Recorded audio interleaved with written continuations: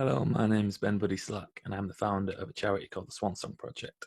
The Swan Song Project gives people facing the end of their lives the opportunity to write and record their own original song. I've started doing a series of interviews with songwriters, asking them to share with us one of their songs, tell us a bit about how they wrote it, give a songwriting tip that might be useful to new songwriters, and also share how some music's helped them think about bereavement in some way. This episode features Mick Artistic, and I hope you enjoy it.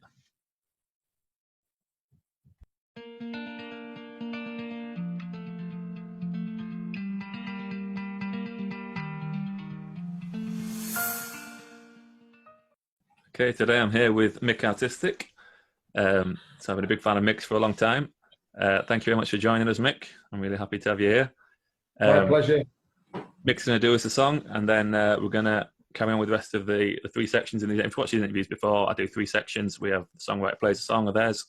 We have a little chat about how they wrote it. Then section 2, they give a tip what might be useful to new songwriters. And section 3, we talk about a song that's meaningful to them relating to end of life and bereavement. So we'll get started. Mick's going to play a song for us. I'm going to put you on the big screen. Then you can introduce your song and crack on, Mick. I'm looking forward to hearing it. Right, this is a song.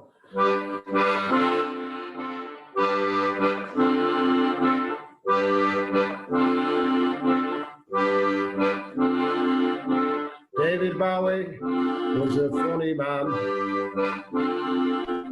He lived in space in a little tin can. Actually didn't. He lived in Stoke. That was just one of his jokes. I miss him and I would have liked to kiss him and shake his hand. He was a funny man.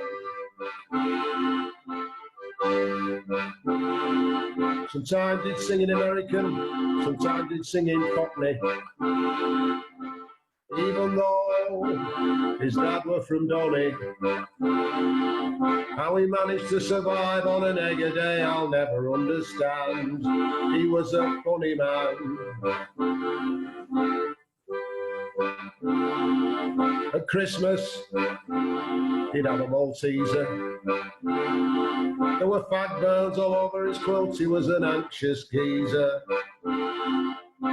Probably never had a bag of chips in his life, except silicone chips, when he was doing his downloads and his sonic experiments with Robert Fripp.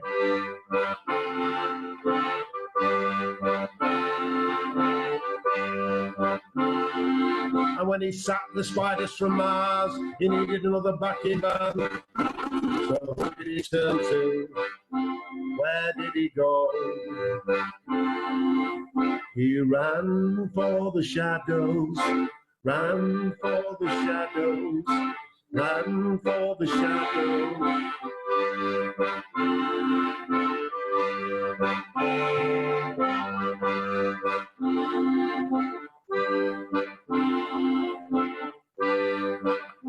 Sometimes the police were called because they thought he was a druggie.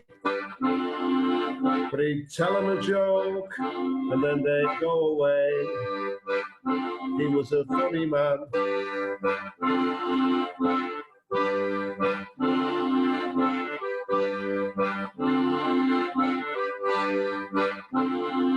When he invented the onesie, he felt like a king again. He was back on top. Order was restored. He knew which way the wind was blowing.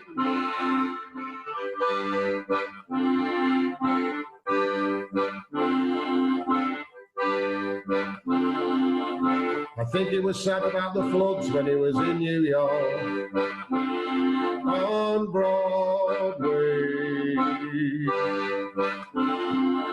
thinking about all his soggy relatives in Donny.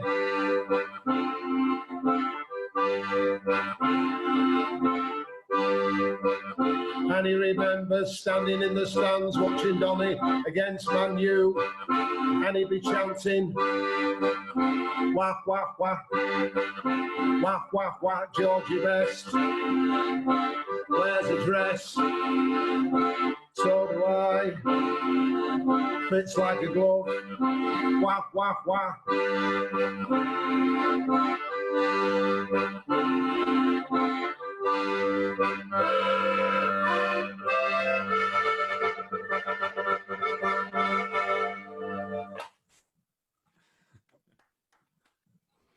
Excellent stuff. Thank you very much, Mick. I'm hoping the recording didn't pick up my chuckling away during it. That was brilliant. Thank you. What can you tell us about that song? Sorry, I'm having a bit of problem with my headphones here. There we go. Tell you back. Okay, well I will. Well, that song, David Bowie.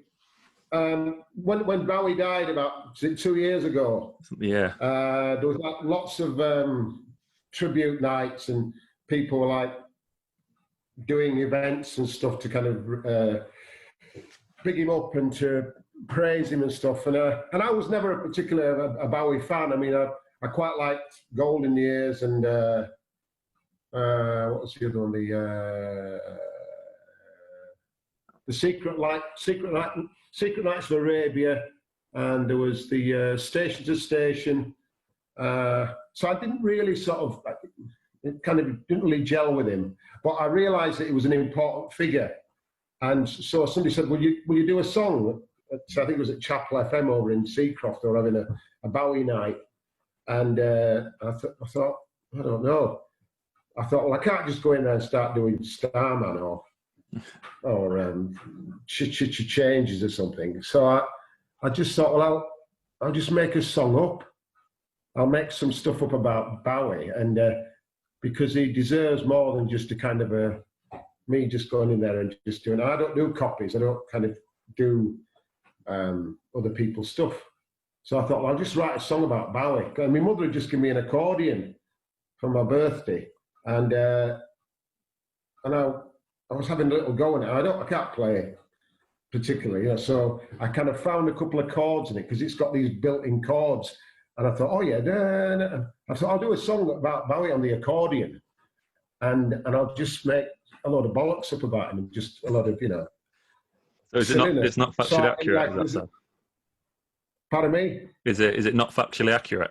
There's not one bit of it that's accurate. I thought he didn't invent the onesie. The thing is, to me anyway, Bowie was a man who just created kind of myths and stuff, and he made stuff up, and he was very enigmatic. So I thought, well, yeah, it doesn't matter, because nobody really knows because he had all these masks and sort of personas. And I thought, it doesn't matter, because I can just tell us, because he was a man of many myths. So I thought, I'll just make another myth up about him, that he came from Stoke, and that he lived in a tin can, and that he invented the onesie and all that, That was my favourite one. And I thought it would appeal to him. I thought he would be up there in heaven, whatever, and be tickled by it. Yeah. And I didn't really, but I remember playing it to a friend of mine from Bradford, from an ex-art college mate of mine, and he was really moved by it. And he was kind of, I could hear him sort of breaking up on the phone, saying, I think that's beautiful. And I never really, it was just a bit of taking the piss, really. But at the same time, there's obviously something there. There was a sense of kind of respect I had for him, even if I didn't have any Bowie albums. I still knew that he had quality, and he had power, and he was really a game changer. He was a big icon of my youth. I grew up, and he was always there, even if I wasn't sort of buying his stuff. I was very kind of aware of what he was doing and all the shifts he was doing, and I was quite impressed. And he turned me on to people. I mean, I used to read some of his interviews, and he'd say, oh, you need to read William Burroughs, or you need to read J.G. Ballard, or look at, Warhol or Iggy Pop, or, I didn't know who these people were. So I just listened to him, I just kind of followed it up, and I got into William Burroughs and Iggy Pop and, Ballard and various people like that. And he seemed to be very, very bright and very restless, and he absorbed lots of sort of stuff, and he was really into just kind of changing and using new technology and trying. He was always he never sat still. He never sat on his laurels, and so whether you liked him or not, you have to respect his courage to kind of just think, no, I'm not doing this anymore. I'm bored with this. I'm going to try this now. So. Yeah, like he's kind of like an indirect influence in that way. I'm kind of the same with Bowie and some other artists where I've not got lots of his albums, and I don't know a lot of his albums in as much detail as I don't know other artists. But I've known and have been influenced by his artistic journey and the choices that he's made, and like been put onto other things through that artist. Does that make sense? Mm-hmm. Yeah. One of the things that... Sorry. Yeah, you can see how he's influenced lots of other people. There's people I like that have obviously taken from Bowie, or who are in the same ballpark. I mean, people like Radiohead. There's lots of people that Blur. There's lots of the modern music. There's people that all got sort of connections. You can even like people like Jonathan Richman. I like they came from the Velvet Underground. Bowie was really into the Velvet Underground. Richmond was into the Velvet Underground, and there was like this kind of incestuous sort of thing going on. And yeah, I mean, there's there was he just influenced lots of things he did. Yeah, one of the things that came to mind when you were talking about it then was, it's something that came from one of these other interviews, and is kind of a consistent thing in the Swan Song Project with the songs that I write with people, is it's wanting to leave a tribute to someone, but like an honest one. So lots of kind of tribute songs and things like that are over the top with how brilliant the person was and stuff like that, where what happens a lot with the songs that I write, people say they want to write a tribute to someone, but they want you to be honest as well. So it's not making out that the person was perfect. It's acknowledging flaws and acknowledging different things, so that the way you, like while still paying tribute. So the way you described wanting to write this song for Bowie, but not him not being one of your like biggest heroes, but you still managed to write a song which is moving and feels like a tribute to him, but isn't like David Bowie is the greatest person of all time. And he's perfect. Consciously good. I wasn't going consciously, all bow down. You're amazing. You're great. But despite it all, I had to admit that he was a profound influence, on culture, on Western culture, and music and arts, and just the fact that sort of he dressed up and influenced people like, the Spandau Ballet, and the idea of sort of using the stage for theatre as opposed to just getting on stage with the amplifier and just banging out your songs. He brought sort of, he had a lot of attention to detail, visually, with his clothes and also with his images and stuff. And well, that's great, Mick. Thank you. So let's move into section 2 now. So this is where I ask songwriters to share with us a tip that might be useful for new songwriters, if you're just getting started. So have you got a songwriting tip for people, Mick?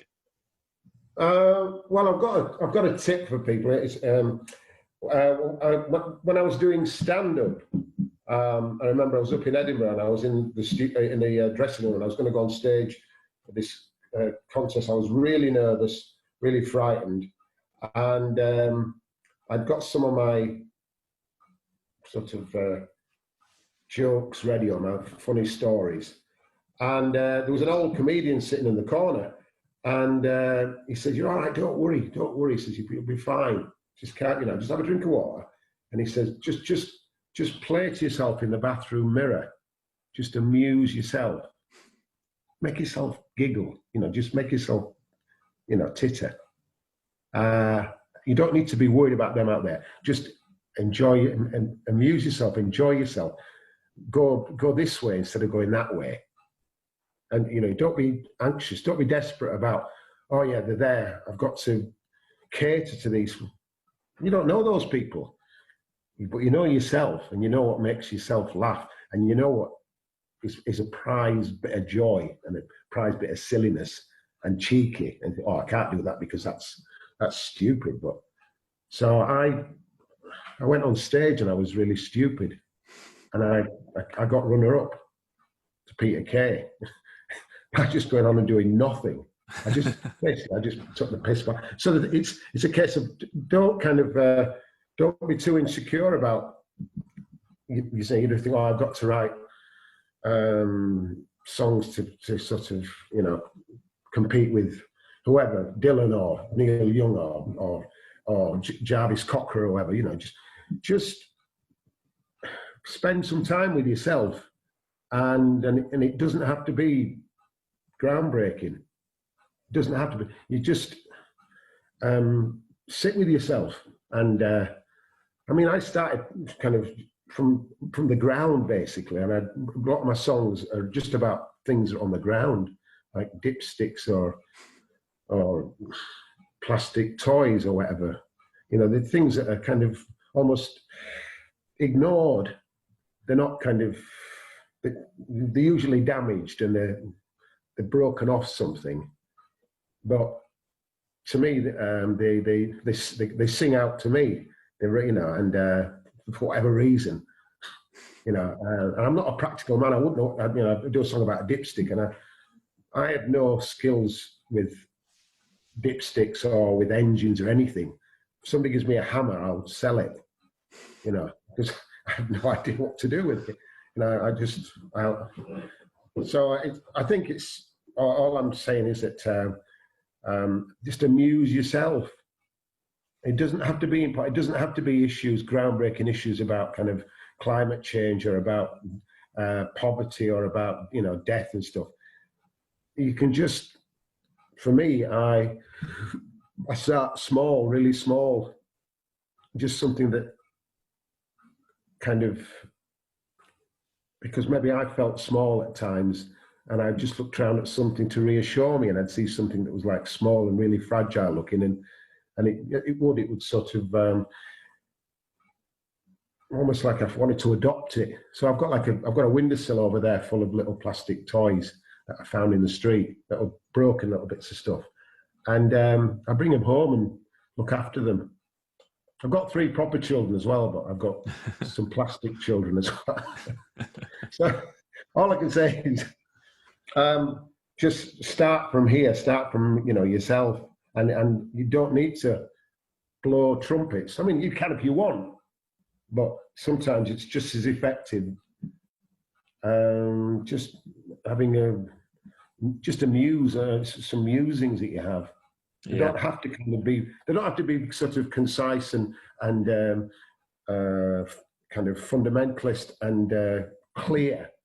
You can write about just, you know, kind of anxiety and doubt.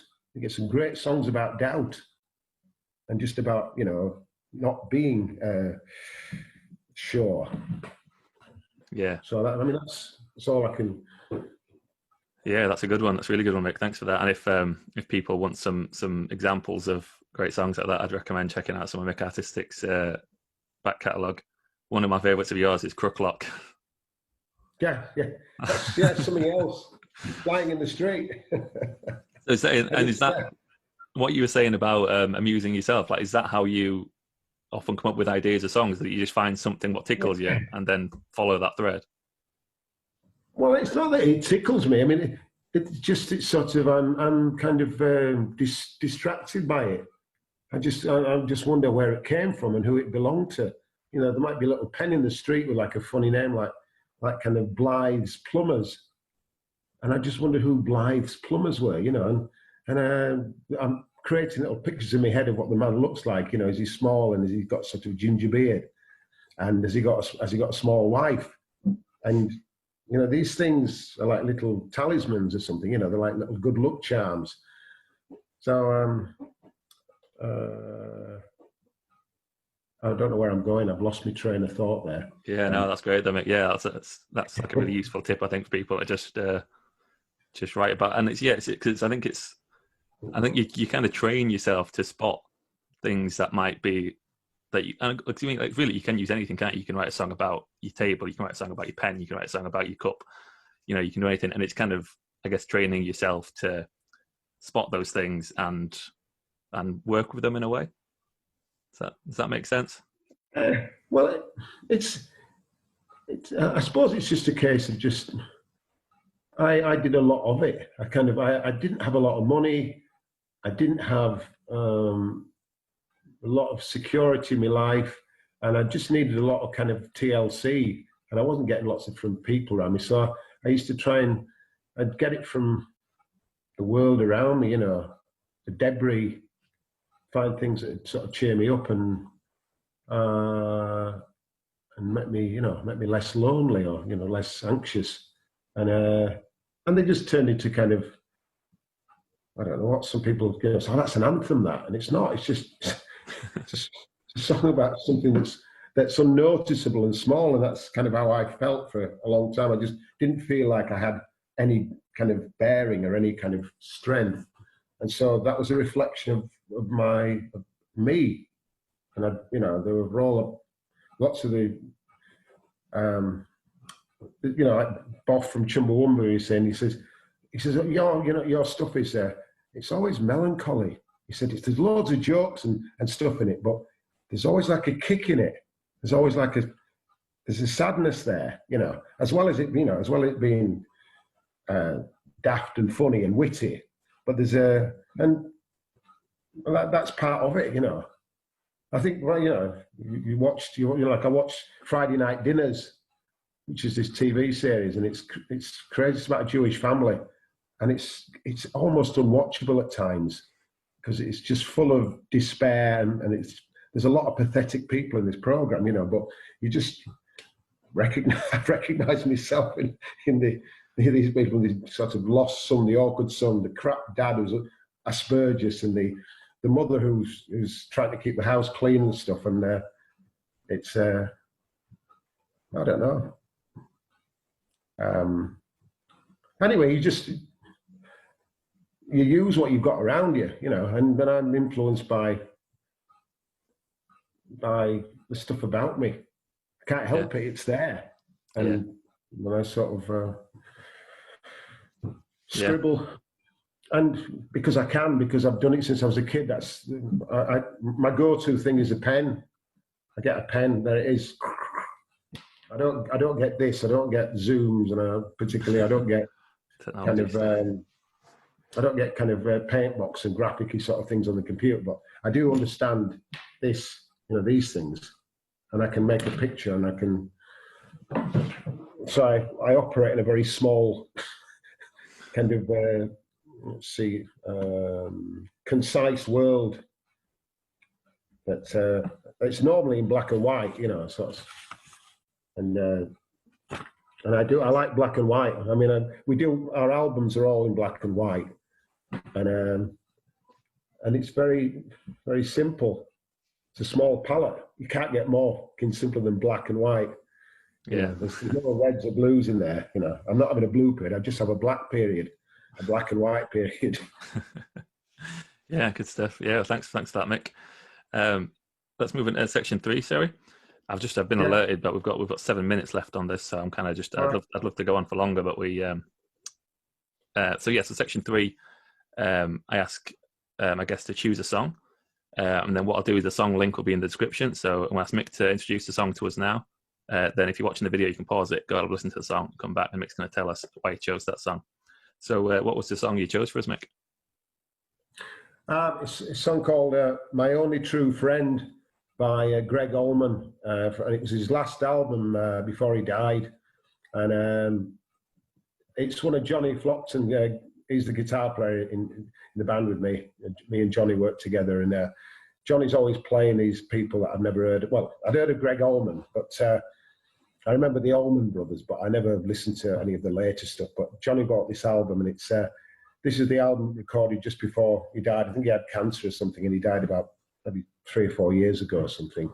But this album is so poignant, and so it just reeks of death, and it just talks about. And I always remember Greg Allman as this kind of long, blonde-haired, sort of quite a bit androgynous, but he had a bit of facial hair and stuff, and sort of cool dude, sort of. But the songs on the album are about an old man who's going